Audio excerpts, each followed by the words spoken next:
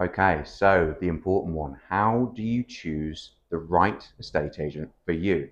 Well, there's a number of ways you can do it. Firstly, you can look at the Google reviews. What people say about a business outside of the agency's influence is a really good indicator as to how they treat their clients, both buyers and sellers, because both are equally important when it comes to getting the sale together.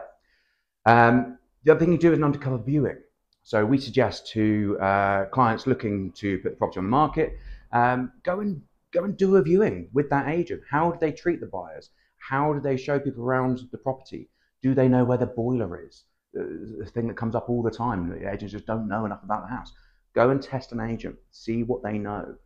Um, Three really important things to consider. How do they market? Because it's your home they're going to be marketing. How do they market? Do they use professional photography, which is edited and blue skies put in? Do they use drone footage? Do they do video? The second thing, where is that marketing going to go? You need to make sure that with grade A marketing, you've also got grade A exposure. A lot of agents look at just Rightmove and one other portal.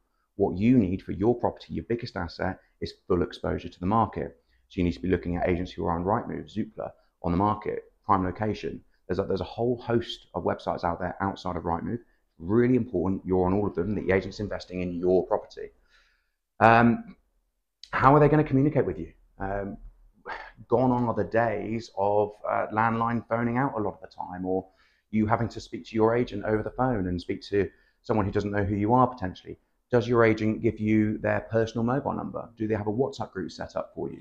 Can you email them? There's a whole host of ways of communicating at the moment. It's important the agent works for you to make sure that you're communicating in a way that works best for you. Perhaps you're a nurse, perhaps you're a doctor, you can't answer the phone during the day. So it's really important you look at that as well. It's a subject we can talk about forever. Ultimately though, do your research, find a few agents you like and book a valuation, and it all goes from there.